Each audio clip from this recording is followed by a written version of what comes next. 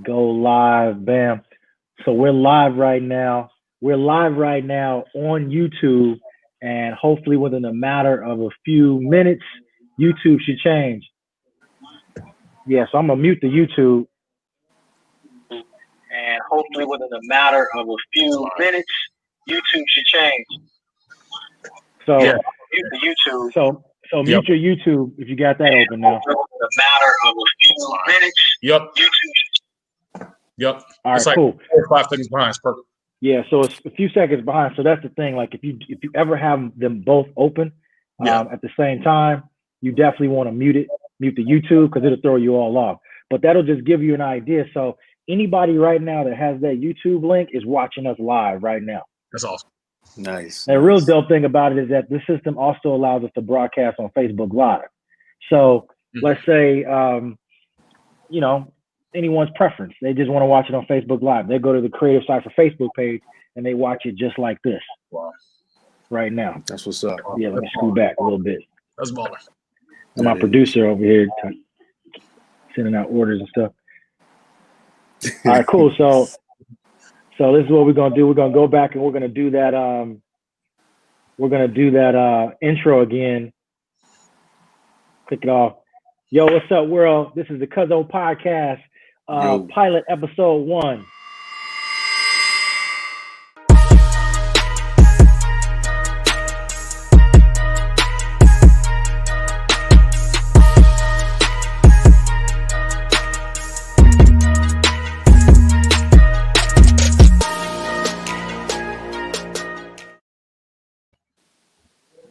Yo, what's going on? Yo, what's the word? It's good. We're testing out this new system. What y'all got going on today? Man, whole lot of nothing. Trying to digest all this good Thanksgiving food from yesterday, but all things in order. Man, speaking of that, Danny, I saw your post. You cooked up some collard greens. You had a whole pot. I did.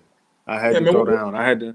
You know what? I challenged myself. I told a couple coworkers didn't think I could do it. So I said, you know what? Anybody can do anything. As long as you put your mind to it, you can do it. Where's my plate at now? I got to ask the test. Oh, I got you, man. But you know what? Time is moving on. You better come through or something, man. What the hell? Hook me up, man. I'm going to slide you some greens, man. I come by, leave them on the porch. I ain't coming in. Right. Right. You got a little ham hocks in there too? You know I had to do the ham hocks, man. Oh man, you got the ham hocks. Come on, man. Yeah, none of that turkey stuff, man. That's for the fake. You don't mess with the turkey? No, I don't do the turkey, man. I ain't worried about my cholesterol. What? You lost your nation membership card? Yeah, that's right. Yeah, I went back to the pork. Yes, I did. I've never. Oh man, speaking of that, I got like little things in here. Like you could do a ticker like this. Oh, I like Danny is a black man.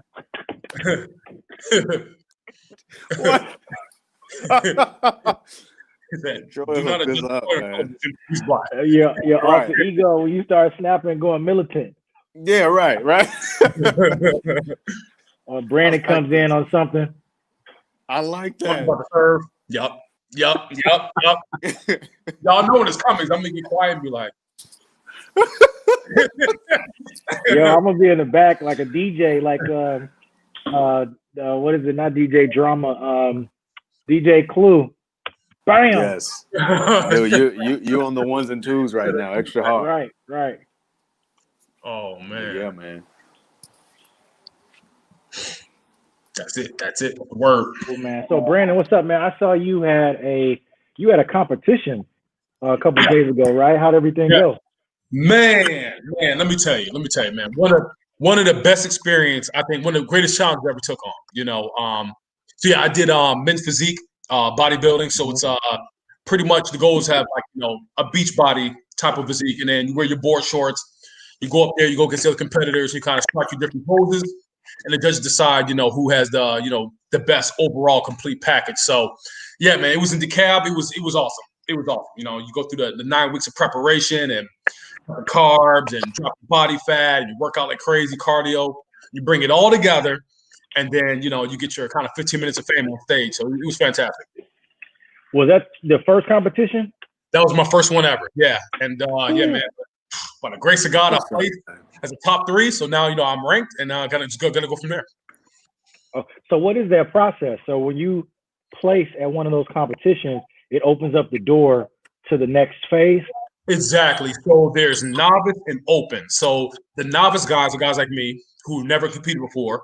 And then there's open, where those are guys who have competed before but haven't actually came in first place. So I did both, the novice and the open. So I do novice because I'm new, but then, if you do well there, you know what I mean, you can kind of start competing with the open guys and hopefully go pro. So if you come in first in the open, you get a pro card. So okay. Yeah, you enter in, and then you get ranked.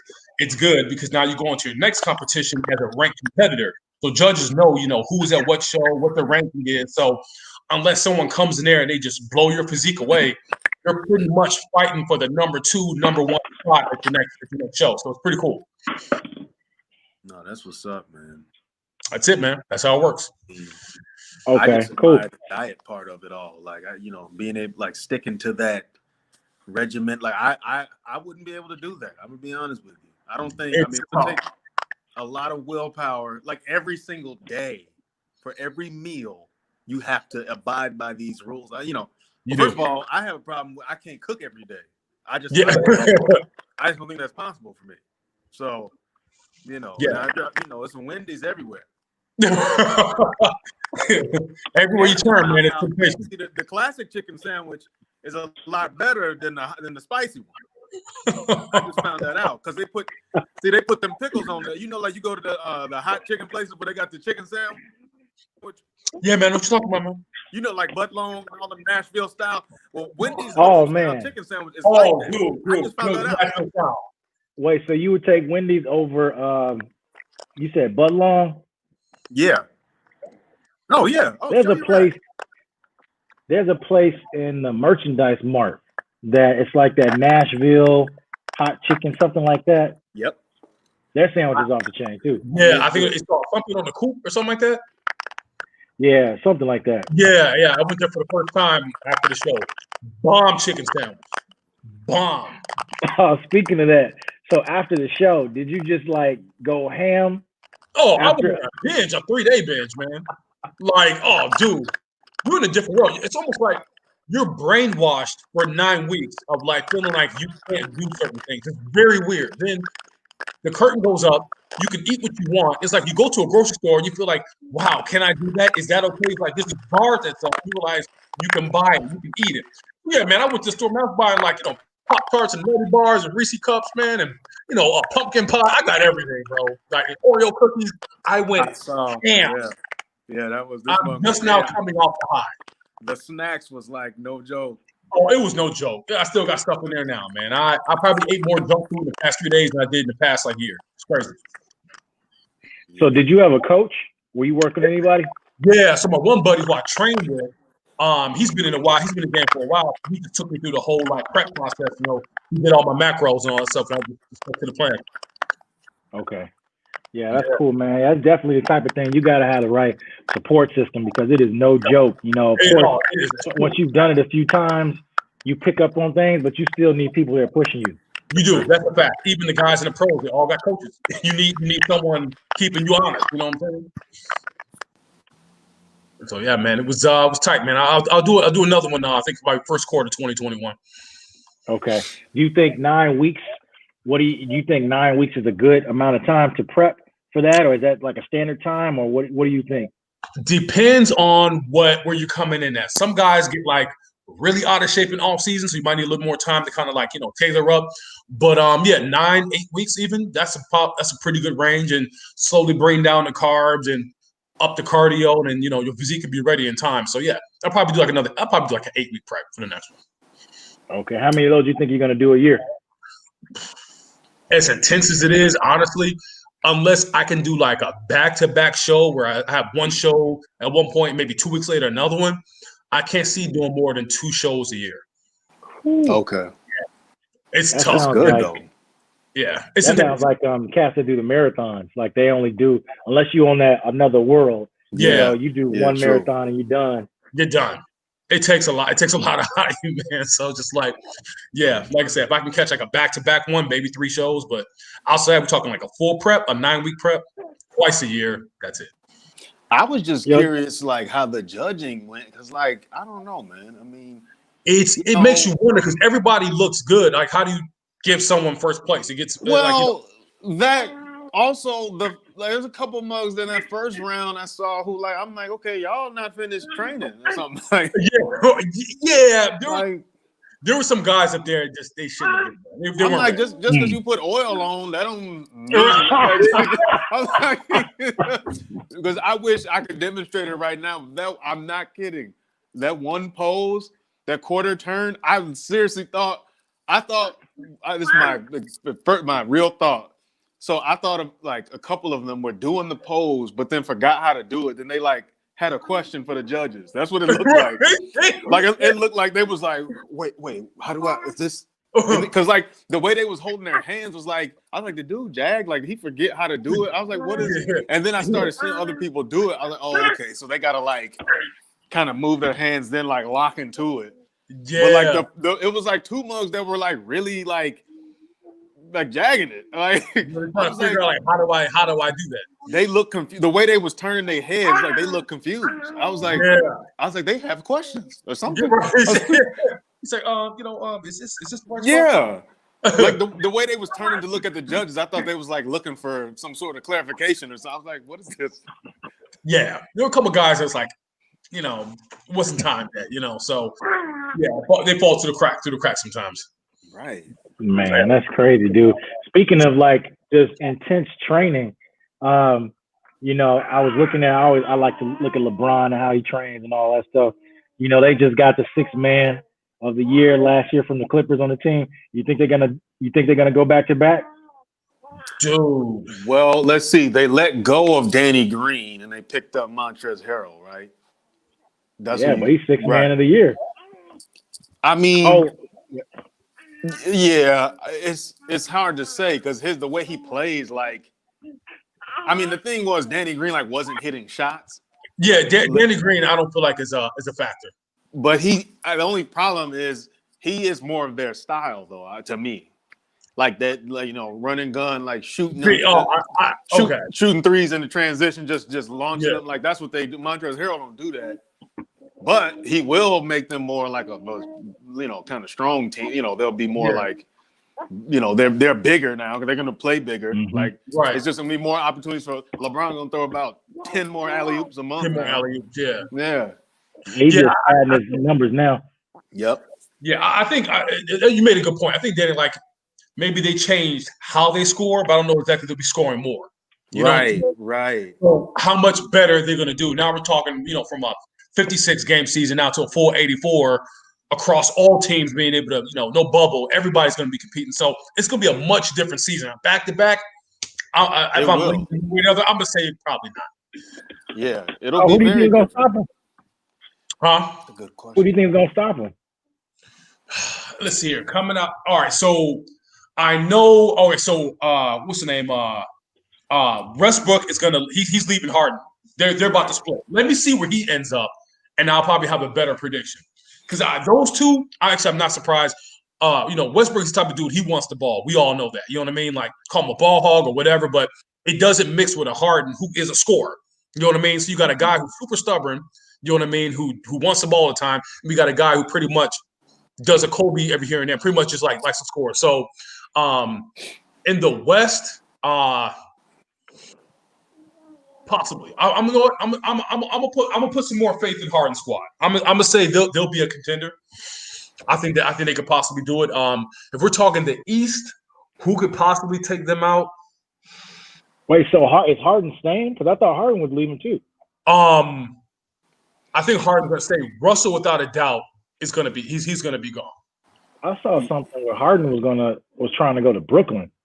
They were saying I think it was like based on how much they can get for both players. They may have to let just both of them go. But if they have to keep Harden, let Westbrook go ahead and just But you bring up a good point. I don't think they may. I mean, whoever stops the Lakers may just stop them in the finals. Honestly, I just because I mean, the way teams are throwing each other around. I mean, unless like Giannis goes to Golden State somehow or something like that, you know, which I don't still need think. help.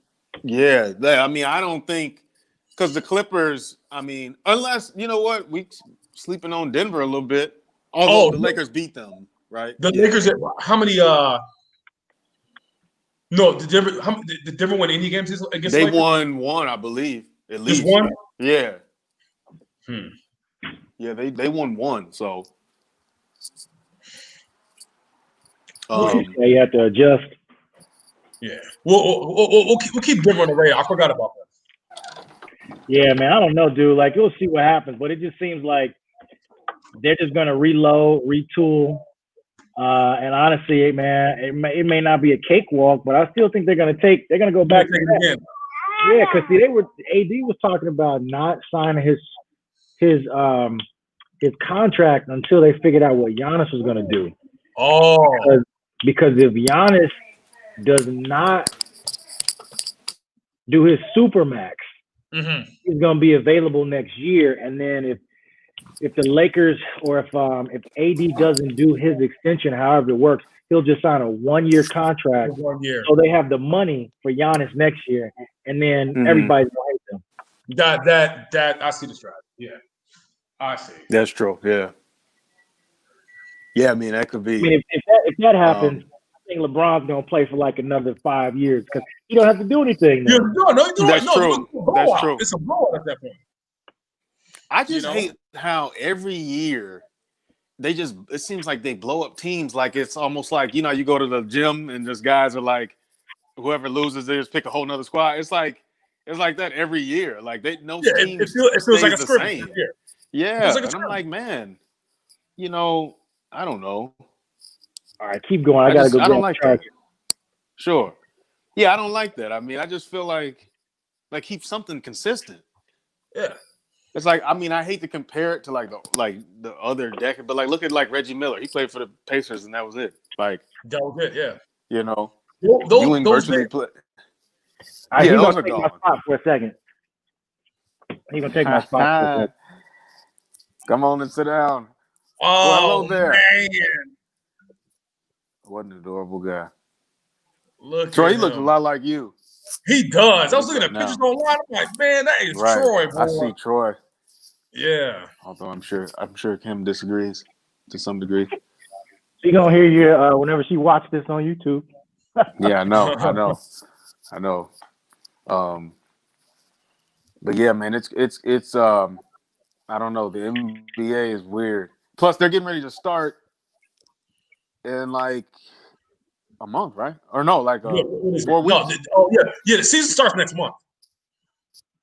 Yeah, it's like December, like 7th, something like that. Yeah. So I think that'll be interesting to see. Game, like 60 or something. Yeah, that's crazy. But you know what's interesting? At least. Yeah, I mean it's at least I think guys are gonna hit less shots. Like the guys who were scoring like they were in this bubble ain't gonna score like that in when it's when it's normal. Because Scottie Pippen made a good point. He said, it's easy for guys to like pressure of like you at another person's arena, all this kind of stuff. Like everybody, it's almost like pickup ball. Yeah. So these guys, because you know why I would maybe notice it, Rondo was hitting threes. I'm like, all right, something's a little, No, and I'm like, he was net. Yeah, I know. And I'm like, that's never been his thing. That's never. But I don't know. So wait, so he I know he's open. Where did he go? Or is he going somewhere? No, you're right. He did leave. He went where do you go? Man, somewhere that ain't gonna do nothing either. Like a Phoenix or something, that type of thing. I know Chris Paul went to Phoenix, but no, it's somewhere else. Oh. Yeah, Chris Paul in Phoenix now. Chris Paul went to Phoenix, so he's playing with Devin Booker? Yep. Wow. Yep.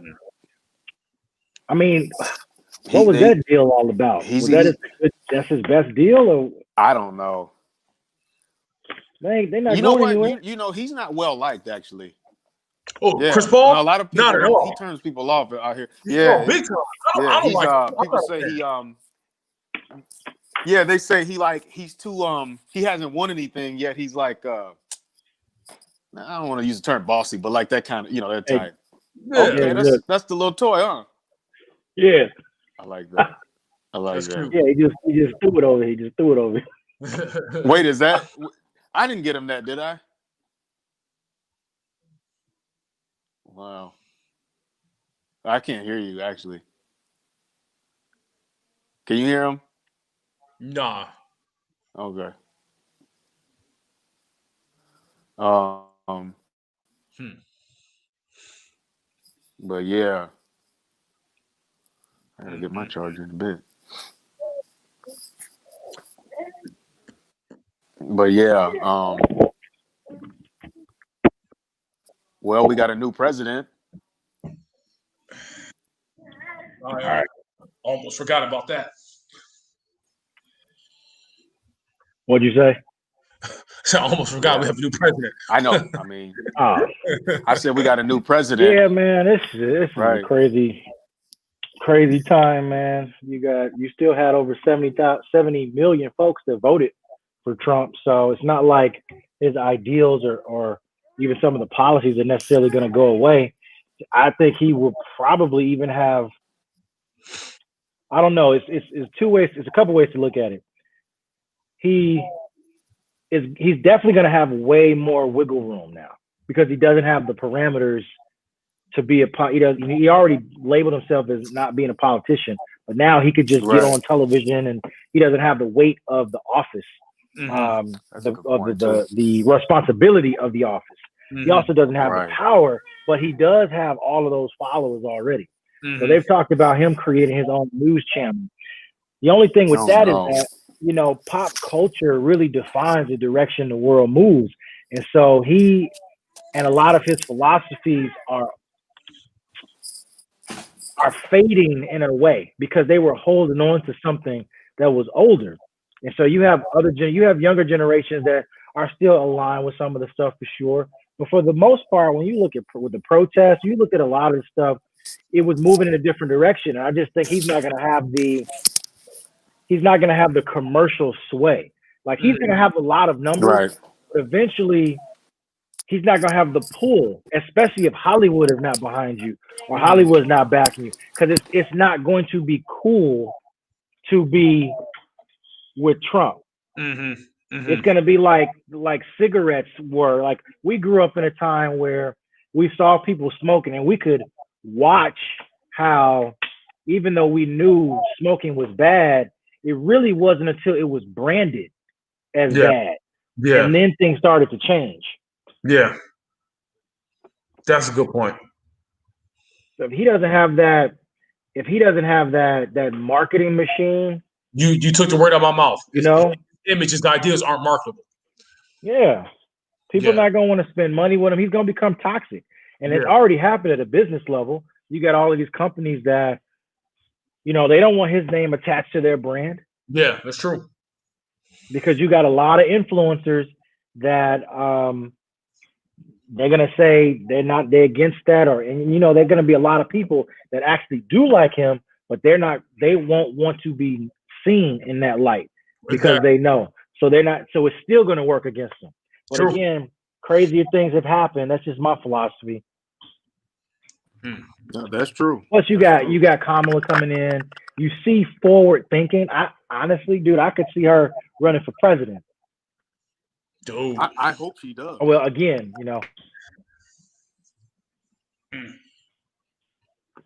Yeah. No, I really hope she does. Add that in there. I think it's time for a female president. Yeah. Yeah. I mean, I don't even care what race. I mean, I just feel like, get a woman in there, man. Change some stuff up. You need a competent person running the show. And I remember saying this 2016. There's a difference between a CEO and a president. When they were saying, he's going to run the country like his businesses, I'm like, what businesses?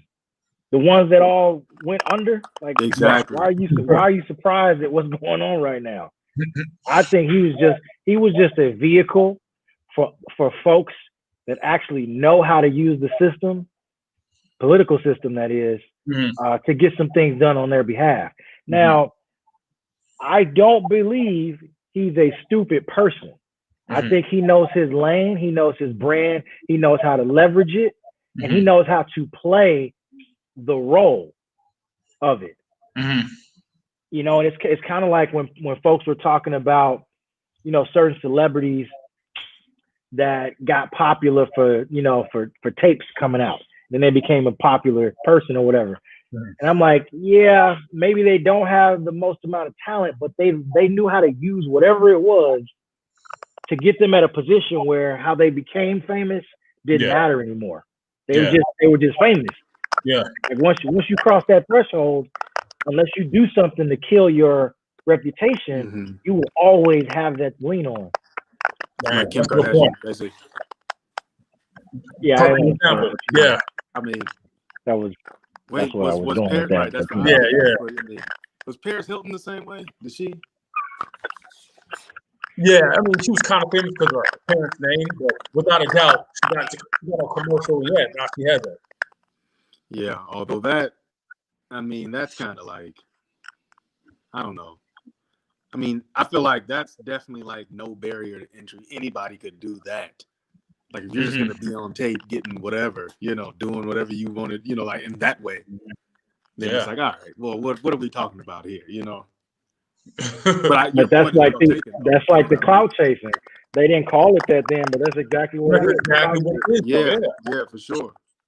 That's exactly what it is. So the question becomes, in the long run, do you as a brand add that into your business model to have a certain amount of clout chasing to get the PR, and then I guess not rely on it so much so you become a slave to it and you're able to convert it over into something that's authentic? Just like like a PR stunt. That's really what a lot of it is. It's a PR stunt.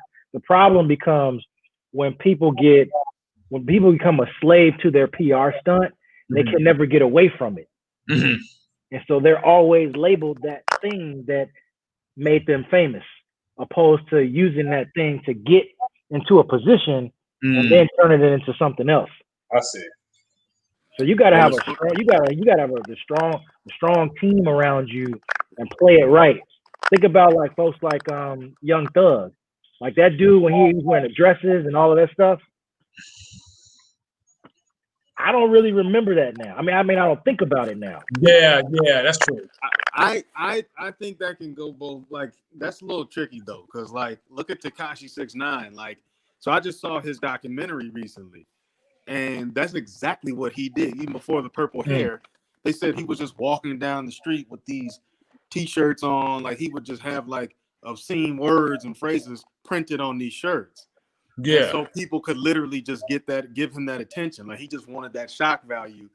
And then eventually he started like the rapping came once he was hanging with his like, you know, his local guys in Brooklyn. They were producers and whatnot. But you know, you have a young kid like that who's chasing clout, and then it doesn't stop, right? Then when the rapping gets traction because he gets YouTube views. Then he starts doing the yellow hair, the tattoos, you know, tattoos on the face, the rainbow hair. And then the whole clout chasing with the gang thing, just affiliating with Blood, showing, you know, that video he had, the first video that really blew up called, I forget the song. But anyway, that type of thing. Now look what it cost him. You know, he went to jail. He got caught up with the wrong crowd. And now everybody's on his head that's what it is. I mean, so it's like, at what cost is it worth it? You know, I mean, you could this is a stretch. This is a stretch, but if you really think about it, it's not. You could argue the same thing for Tupac, really, because in a way, he's not chasing clout like Tekashi's not in the same category in that sense. But I'll say this: when it comes to wanting street cred, because by being with Death Row, affiliating with like Suge and then that little Blood stuff, all that's not a culture he came from. But he got mixed up in it, and it cost him. You know, so it's like, and then you want to put you got certain tattoos on them, like you got MOB tattooed on them, like that, like Mob Pirate. So it's like, yeah, he's using that to sell, to confirm or validate his gangster image or whatever. But it's like, okay, well, the guy you got into it with, these dudes really do that. They're not rappers, you know what I'm saying? So it's like a costume. So I agree. In your business model, yeah, that could be in there, but like, there's got to be some limits. That's a good point. That's a good point. Even hearing you say that, we can just kind of laterally apply that to all type of rap beats. At the end of the day, it's clout. That's it. People love controversy. They love, so and so was beefed out with so and so. This person doesn't like this person. Even here we go. Prime example. I think it was like 2005 or 6 where 50 Cent and Kanye West had like a fake beef. Good and well, they're okay with each other. They're friends, but hey, we're gonna act like we're mad at each other. You know what I mean? And 50 says, "Oh yeah, if you outsell me in records, I'll never rap again." He's lying, but nevertheless, the controversy of it, the drama of it, it's gonna give you clout. It's gonna get people's attention. Boom, you sell so up, mission accomplished. You know what I mean? And both them behind closed doors, we did it. Right. So yeah, that's a good point. That's a good point. So how far do you take it? And then once you do it, what's the recoil? Like Troy was saying, once you cross that line, can you kind of get the eraser and kind of use that catapult that you got from it, or are you forever going to be pretty much blackballed by it? And it's a calculated risk. It's definitely levels to it, man. And I think that when you're dealing with stuff that can involve life and death, then you have to understand that that's real. It is. And unfortunately, to both of your points, a lot of the hip hop game came from the inner city cultural aspects and things of that nature. And when it flipped from just storytelling to people that had talent, they were telling when they started to tell stories that weren't their stories because they just wanted to be a part of their culture. Mm-hmm. You got to accept everything that comes with it. Mm-hmm. Mm-hmm. And the thing is, you didn't really come from that, so you're not prepared on how to respond. True. And if the people around you are the only ones that can respond, and the only reason they will respond is because you are a cash cow for them. Mm-hmm. If you become a liability, then they step back. Yeah. So to pull that full circle, when I think about some of the political stuff, I always had this theory that Trump was able to do some of the things he was doing because he was being used as a vehicle in a lot of ways. Mm-hmm. But when he becomes a liability for folks, like when folks start questioning if he has loose lips, when folks start questioning whether or not he's not going to be the president anymore. Like, is he still going to have the same level of protection that he had before? Because of course he has like the government protection, but this is a dude that clearly appears to be involved in a lot of shady stuff, which would lead you to assume it's a bunch of people that we don't know about that are probably still defending and guarding him. Mm-hmm. But if he loses the reason for them to do that, like, is he in more trouble than just legal trouble, is what I'm saying. So when you look at some of the, see what I'm saying? Like with some of the folks in hip hop, they got into it and it wasn't authentic. It became a PR stunt, but they got involved with the wrong folks. And when they were no longer an asset, it was open season. Yeah. Yeah. I didn't think about that for Trump. That's a good point. That's a real good point. It's like, we have this candidate, and to borrow your word, Troy, who's now a vehicle for a certain scope or commission we want to fulfill. But then look what happens. The guy got in office, and before you know it, you guys can't control him. He took the thing and he ran with it. And before you know it, there's all this, internal bumping heads. Even most of his party don't even like him. They didn't even want him. You know what I mean? Brung in a wild beast that you thought you could tame, and come to find out, man, he's an animal when he's in office or not. And then, dude, check this out. Like, even with this Georgia Senate race that's coming up, he has even claimed that the Republican candidates were a part of the voter fraud, and so Republicans shouldn't vote for them. Oh, so I'm like, this dude is like, Yeah. he's cannibalizing the race for the Senate Republicans in Georgia, which could potentially flip the entire Senate to go Democratic if those Republicans don't vote for them. Yeah. Because facts. It's catching up. Yeah, that's true. All right, cool. So this was a good test run. You know, we keep the chemistry flowing. Again, like I said, we do a little bit more of these. We get a lot used to it. We get used to the system, so you can see sort of where a universal position could be when we have it split screen like this, or when it goes here or here. Again, ideally, we get to a point where we're bringing in a guest. This split screen will it will do 4 across. Nice. And then all of this stuff over here, like these pop-ups, I'll get better at it, and I'll probably start doing that once you get used to it. It's like playing an instrument at a certain point. And then we could do stuff. Today's episode was brought to you by Doc's Fish. Yes, that's right. Go there and get yourself a fish wish, the classic fish wish with cheese. If it's a little too much for you, you can get a fish wish junior. All right, I'm gonna send it to my uncle. I'm like, all right, send me $100. That's your sponsor. Right. For advertising. Yeah, and then Danny, I saw you pulled up you had a cup. I think were you drinking Dunkin' Donuts earlier? You know it.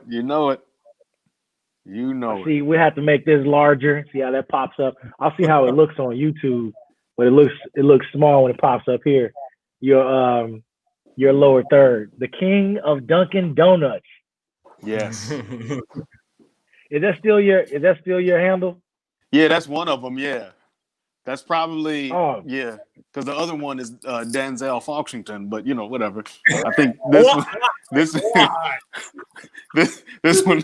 one might make more sense for that one. That's my more normal one, the one you just posted.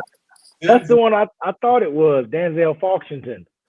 Right. No, that's my other one. But the king of Dunkin' Donuts. That's either one. Oh, dude. Oh man, yeah, we might have to leave with that one next time.